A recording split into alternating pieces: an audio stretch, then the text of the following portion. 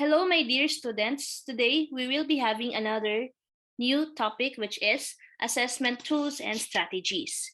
But first, let me give you the learning objectives of our topic. At the end of this lesson, you are expected to determine when and how to use test assessment and authentic assessment, apply the guidelines in constructing test assessment strategies, and construct sample test assessments that are applicable to your specialization. There are basically two categories of assessment strategies that provide data to determine the learning milestones and learning outcomes of our students. The first one is test assessment, commonly known as pen and paper tests, but now we're using it through online. Another one is the authentic assessment, which are the tasks in real-world context. As I recall, the selection of assessment strategies to be used depends on the learning outcomes or the learning objectives. Hence, whichever that practically measures the ILO or intended learning outcomes and describes the learning milestones and achievements of our learners should be considered by us teachers.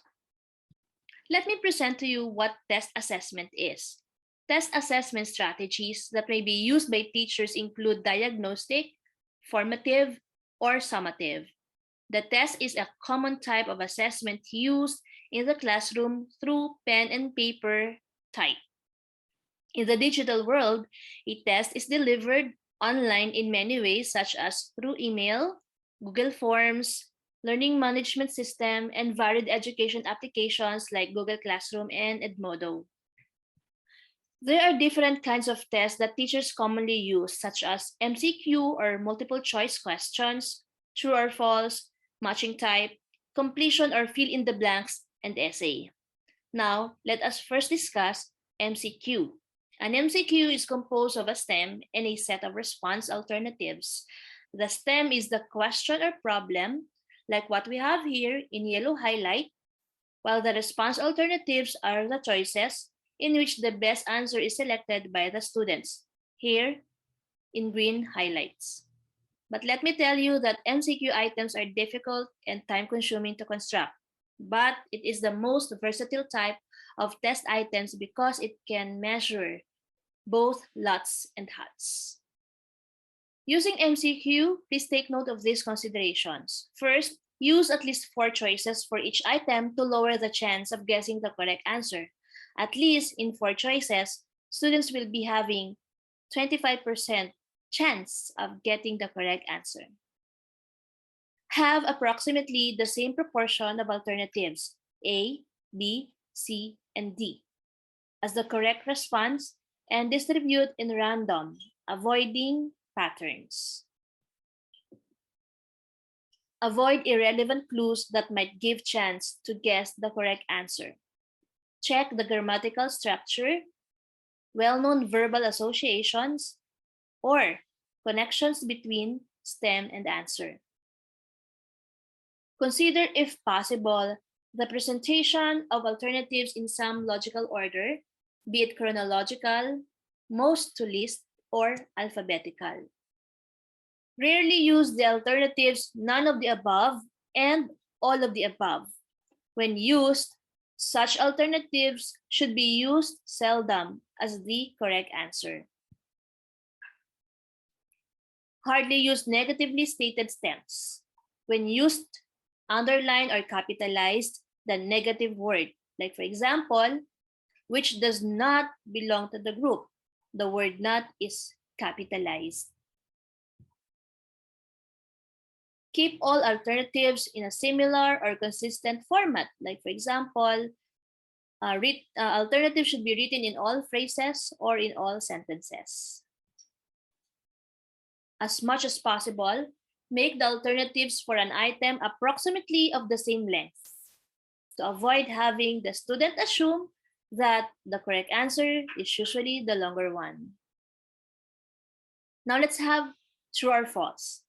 True or false questions are well suited for testing student recall or comprehension.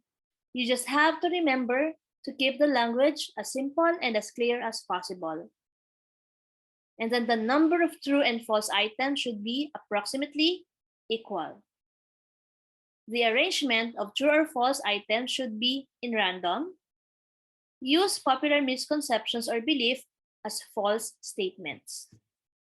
And avoid the use of extreme modifiers like all, always, only, none, never, everyone, absolutely, certainly. Or qualifiers like usually, often, some, many, sometimes, frequently, simply because they might cause confusions. Also, avoid lifting statements from the text, lecture, or other material so that memory alone will not permit a correct answer. Avoid using negatively stated item statements because these statements can also cause confusions. And for clarity of statements, avoid the use of unfamiliar vocabulary. Another type of test assessment is the matching type test. Simple matching of items consists of two columns. One column of stems or problems to be answered, and another column of responses from which the answers are to be chosen by the students. Traditionally, the column of stems is placed on the left. We have here column A, and the column of responses is placed on the right, as our example here in column B. And for matching type of test, please have these guidelines with you. Include directions that clearly state the basis for matching the stems with responses. Remember, in every kind of test, clear directions are very important. Next, keep matching items brief. As much as possible, around 10 to 15 items of matching type test only. Avoid grammatical or other clues to the correct response. The column of stimuli on the left should set the questions clearly. Avoid breaking a set of items, stems, and responses over 2 pages because this is not reader friendly. Make sure that there are no multiple correct responses for one item. Arrange the list of responses in some systematic order if possible. Like, for example, arrange them chronologically or alphabetically. And then list a larger number of responses than stems to reduce guessing. Now let's have completion type of test or fill in the blanks. Completion items are especially useful in assessing mastery of factual information when a specific word or phrase is important to know. A completion item requires the student to answer a question or to finish an incomplete statement by filling in a blank with the correct word or phrase, like we have here below. For our guidelines, please do remember the following. Omit only significant words for the statement, and do not omit so many words from the statement that the intended meaning is lost. All right? Avoid obvious clues to the correct response and be sure that there is only one correct response. Avoid grammatical clues to the correct response, and if possible, put the blank at the end of the statement rather than at the beginning. And lastly, to facilitate scoring, have the students write their responses on lines arranged in a column to the left of the items, just like what we have here as our sample. And now let's go to essay. Essay represents a realistic task for the student. It is good for assessing higher order thinking skills or HOTS because it allows students to demonstrate the ability to organize knowledge, express opinions, and show originality. Students are less likely to guess when essay is used. It is easy and less time-consuming to construct, unlike multiple choice. But it is subjective, which is potential for an unreliable scoring. That is why there must be a scoring model or rubrics to guide the teacher. So the following are guidelines that must be considered by a teacher when preparing essay test items. First is formulate the question so that the task is clearly defined for the student. Use words that aim the student to the approach you want them to take. Avoid the use of optional questions. Do not give them the choices on what questions to answer, like choosing 3 out of 5 essay questions. So when students answer different questions, they are actually taking different tests. Hence, It makes it difficult to discriminate or identify the students who could respond to all essay questions. If you're going to compare students for scoring purposes, then all students should perform the same tasks or answer the same questions. Next, write essay items at different levels of learning. Items should represent situations that test the student's ability to use knowledge, to analyze, justify, explain, evaluate, and so on. Use a scoring model. There are two approaches to score essay items. The first one is analytic or point method. So before scoring, prepare an ideal answer in which the major components are defined and assigned point values. Read and compare the student's answers with the model answer. Credit is given based on the elements included in the answer. Another one is holistic or rating method. This method involves considering the student's answer as a whole and judging the total quality of the answer based on a certain criteria that you develop. And lastly, write comments on the student's answers. Teachers' comments makes essay test a good learning experience for the students. And now let's have the second type of assessment, which is authentic assessment. An authentic assessment is related to tasks relevant to professional practice or real life. Teachers use authentic assessment to demonstrate the skills and concepts that students have learned. It is also claimed that authentic assessment aims to evaluate students' abilities in real-world context where they can learn how to apply their skills to authentic tasks and projects. It goes beyond learning and passive test taking. Instead, it focuses on students' analytical skills, ability to integrate what they have learned, creativity, ability to work collaboratively, and written and oral expression skills. So you may use a combination of methods from test assessment and authentic assessment, as long as it will always be aligned with your learning objectives. I know that you are already aware of what rubrics are. A rubric is an assessment tool that comes along when portfolios, projects, performances, and other student authentic tasks are evaluated. It is a tool to measure certain students' knowledge and abilities which are not measurable by standardized teaching systems. I have here a sample of a rubric. Please check. Another authentic assessment is performance-based assessments or PBA. In PBA, students are asked to perform an authentic task that stimulates a real-life experience and imitates real-world challenges. Hence, PBA encourages students to synthesize their knowledge and apply their skills to circumstances that are likely to occur in the real world, that is, beyond the four walls of a classroom setting. PBA is more student-centered and is better to assess HOTS. Scoring rubrics are used to measure a PBA. Another popular authentic assessment used is the portfolio. Portfolios highlight student effort, development, and achievement over a certain period because it requires students to document a collection of their works gathered over time.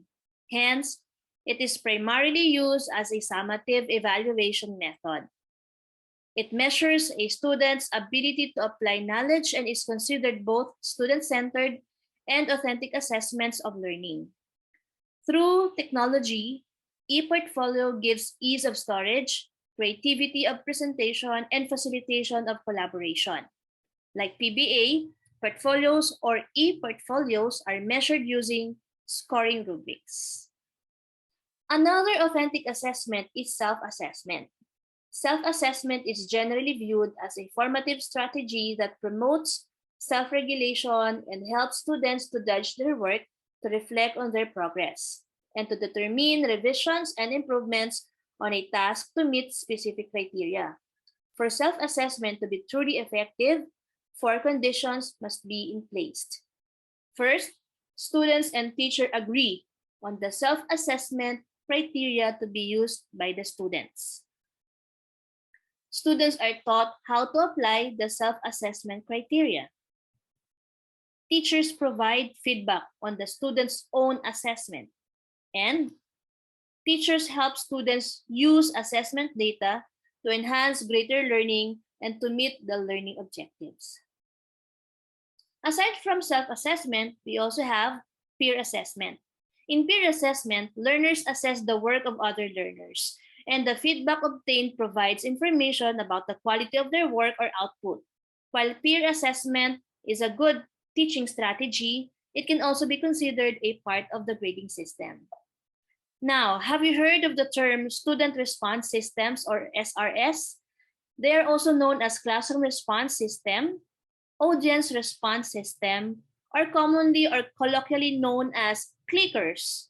It's a general term that refers to a variety of technology-based formative assessment tools that can be used to gather student level data instantly in the classroom.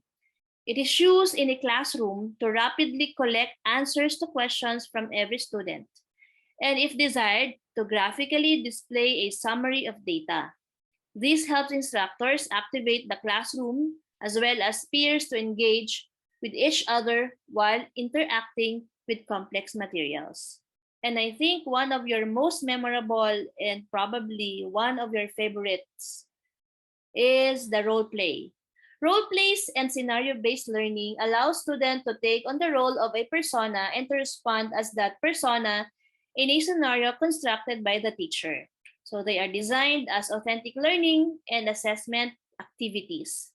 Students can interact with other students through their personas to collaborate, collude, negotiate, or debate an issue. Both role plays and scenario based learning provide students with decision points and branching opportunities. Have you experienced creating a graphic organizer or a concept map? This is one example of authentic assessment. Graphic organizers and concept mapping are visual representations of mental maps. As an authentic assessment strategy, students are encouraged to apply skills such as sequencing, comparing, contrasting, classifying, in presenting relationships, and associations of concepts and ideas through a visual format. A scoring rubric is used to measure a graphic organizer or a concept map. For more information about test assessment and authentic assessment, you may check the following references. And for our output in this lesson, select a particular topic in the field of your specialization. You may Google a topic of your interest or get it from a book that you may borrow from a teacher or student in your neighborhood. You will use your desired topic to prepare sample items for the following types of tests. 5 items for MCQ, 5 items for true or false, 5 items for matching type, 5 items for completion or fill in the blanks, and 2 items for essay. Include in your output the following: answer keys for A to D, scoring model for E, and details of your reference material or materials, like the author, title, copyright information, website, and other important details. And this will be our rubrics in evaluating your output. Please check this out. Thank you and God bless. Bye, guys.